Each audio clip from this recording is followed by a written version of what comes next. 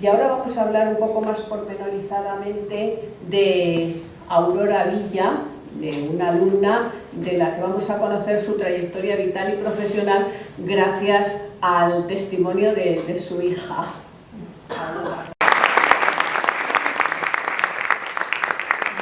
Yo no estoy acostumbrada a hablar en público, entonces espero disculpen mis carencias.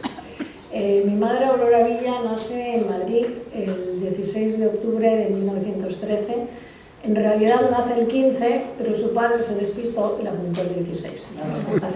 Pero en una familia de marcado ambiente musical. Su padre Luis y su tío Ricardo. Justo aquí detrás está la plaza del maestro Villa, a quien le rindo un pequeño homenaje por la labor que hizo por la música en la ciudad de Madrid.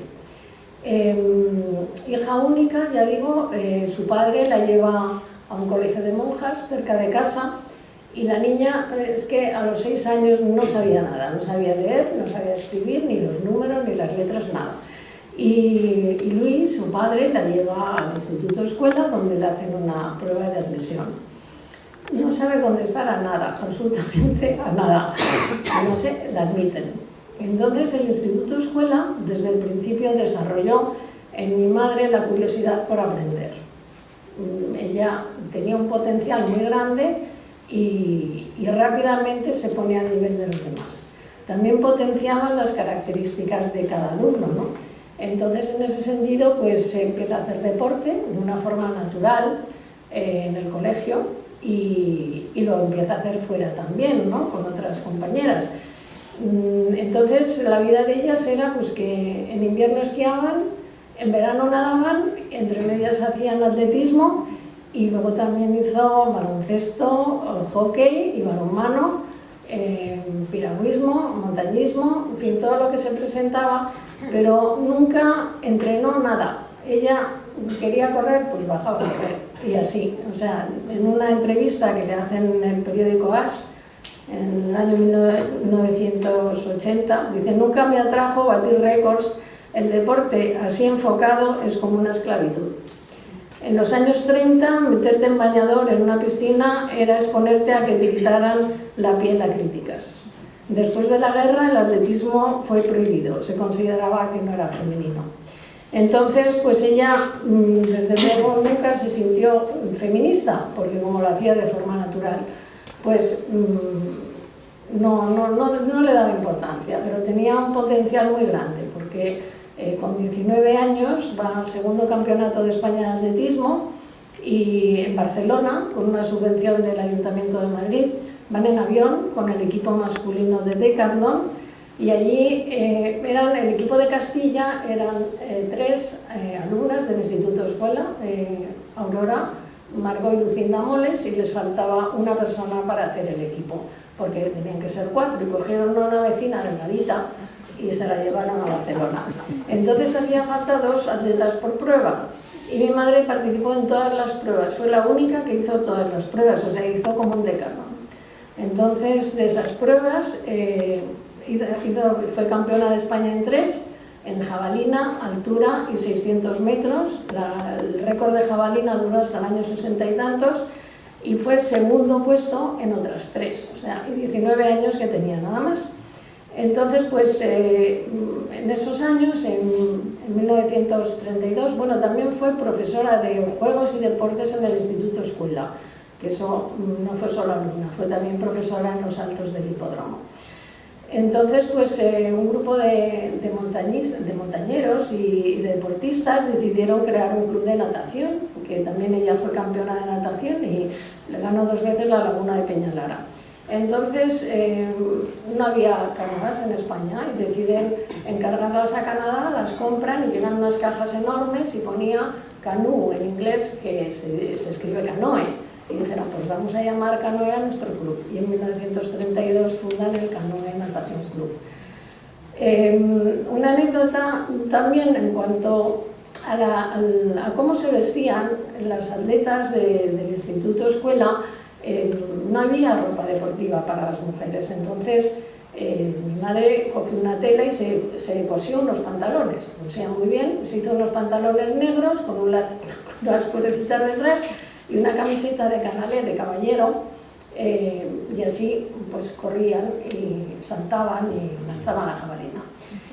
Fueron a un partido de baloncesto a Lisboa, que hubo un encuentro entre España y Portugal de distintos deportes, pero yo tengo una foto en que se ve a las atletas españolas que juegan a baloncesto con esta indumentaria, y a las portuguesas iban con una boina así de lado, una blusa por aquí y unas faldas hasta casi los pies.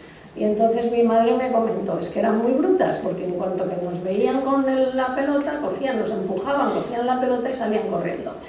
Esto era la anécdota en cuanto a la vestimenta deportiva.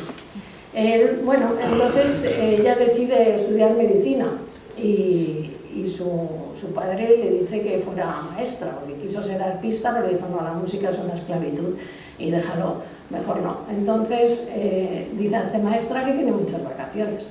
Y dice, no, yo quiero ser médico. Bueno, pues si eres médico, no, hazte enfermera y ayudas a un médico. Era la mentalidad de la época, aunque su padre era muy liberal. Y entonces dice, no, yo quiero ser médico. Y se inscribe en medicina, deja un poco el deporte, porque claro, le requería mucho esfuerzo. Le pilla la guerra, la pasa en Madrid con grandes penurias, y cuando termina la guerra, algunos exámenes que había hecho en la época de la República no los dieron por válidos, los tuvo que repetir y le quedaban 2 cursos. Entonces decide hacer 2 cursos de medicina en uno. Y los hizo. Se matriculó de 2 cursos enteros y los hizo en uno, sacando varias matrículas de honor. En una de estas, bueno, acabaron con ella 3 médicos más, 3 mujeres, y fueron 4. Y en una de estas clases, el catedrático de patología médica, Enrique de Salamanca, el comentario que hizo al llegar al aula y ver a mi madre y llena de todos alumnos, dijo, las mujeres deberían de estar en casa zurciendo calcetines. O sea, la mentalidad era esta. Y luego le dio matrícula de honor y de hecho estuvo en su cátedra. Y hizo unos dibujos para esta asignatura que se los quisieron quedar en la Facultad de Medicina, porque si una cosa fomentó el Instituto Escuela fue el trabajo manual y el arte de pintar en acuarela. Y hacía unos dibujos en el colegio, luego veremos alguno, que luego le sirvieron para pintar en acuarela un tejido que vamos, era muy difícil de pintar. Entonces, eso por un lado, luego también pues hacían como trabajo manual, pues marquetería, ¿no? Que luego lo veremos. Y fueron repujados. Esta es una cartera con sus iniciales y todo esto requería un material que todavía tengo y unos dibujos preliminares. Bueno, pues luego todo esto le dio la destreza de cuando ya fue médico y tuvo que hacer intervenciones quirúrgicas, la destreza manual también.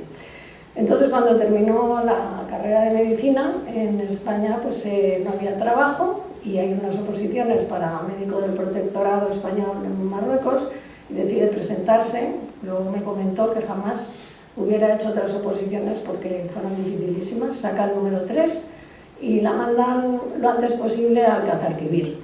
Ella en Alcazarquivir montó un servicio de atención a mujeres y niños. Y allí pues los marroquíes estaban encantados con mi madre porque solo dejaban que una mujer médico viera a sus mujeres, a un hombre no lo hubieran dejado. Y bueno, allí vivió una vida, me decía, yo podía haber desaparecido en cualquier esquina y me trataron divinamente y le quedó mucho esta experiencia allí. Y luego después pasó a Tánger. Y cuando ya pasaron 2 años tenía la posibilidad de pedir una excedencia y con un puesto ya en la península, un puesto fijo. Y sus compañeros lo hicieron, les dieron la excedencia y ella fue al alto comisario militar allí y decir, yo pido la excedencia, usted no. ¿Cómo que yo no? No, porque no hay ninguna otra mujer que la sustituya a usted, usted se tiene que quedar. Dice, pues ¿sabe lo que le digo yo a usted? Porque siempre dijo lo que pensaba, que aquí se quedan ustedes. Y cogió y se fue y perdió todos los derechos. Llega a la península, se casa y va a vivir a Pontevedra. Y entonces pues, pone un letrero abajo que pone A. Villa Oculista. Que si hubiera puesto Aurora, nadie hubiera subido. Entonces A podía ser Alberto, Antonio, Villa. Y entonces la gente subía. Mi madre embarazada ya de mi hermano, que lleva 5 años mayor que yo, entonces pues ya no se atrevían a bajar y ahí se quedaba.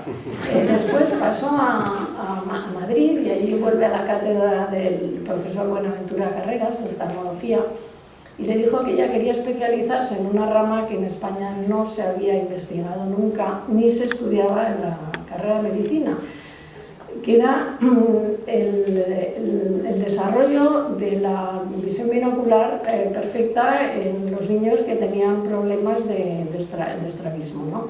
Entonces el mejor sitio era Londres, pidió una beca, se la dan, le pide a mi abuelo y a mi abuela, que vivían en el tercero, nosotros vivíamos en el quinto, la misma casa, y mi abuelo, que era tremendo, dice que se queda con mi hermano, que tenía 6 años, pero que con la niña de 1 año, sus palabras fueron: ninguna madre deja a su hija para ir a estudiar al extranjero.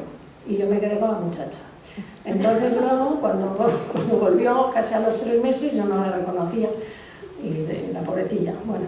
Entonces empezó a trabajar en su consulta en el 5.º piso de la Gasca 11 sin ascensor. Allí empezó su consulta y las madres y los niños subían los 5 pisos.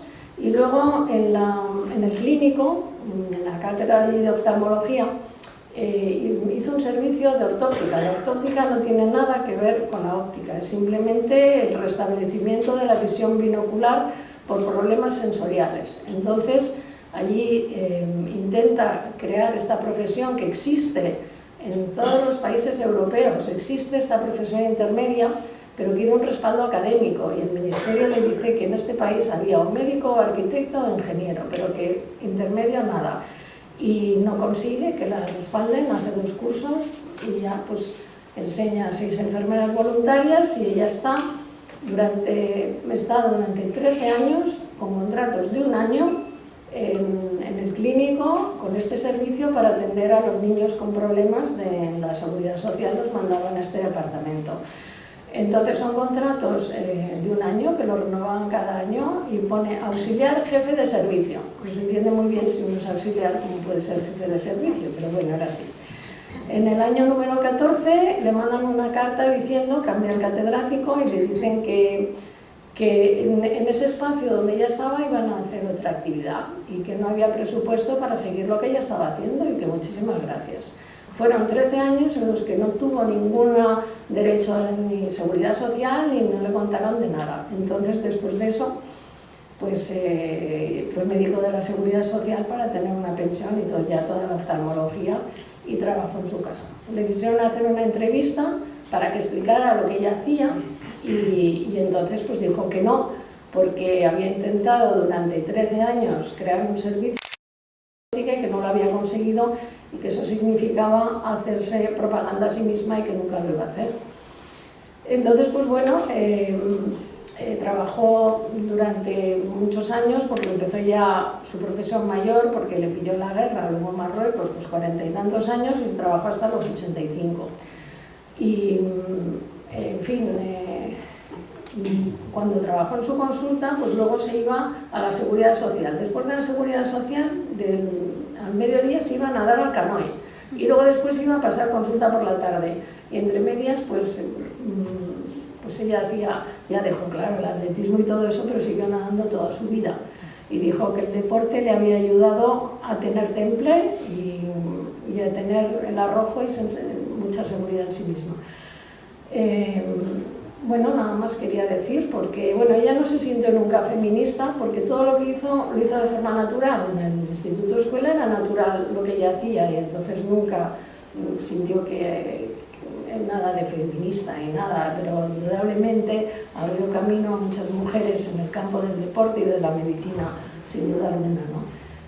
Nada más, dijo siempre lo que pensaba, no fue religiosa de ningún tipo, y fue una persona honrada y honesta.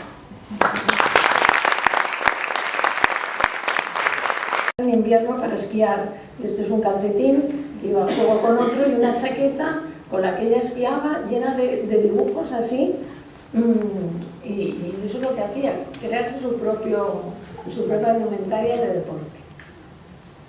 Aquí en la sierra, en traje de baño, nadando en la piscina de Niágara, y luego en la isla, y luego ya fundaron el canoe, que no tuvo piscina hasta el año 60 y tantos.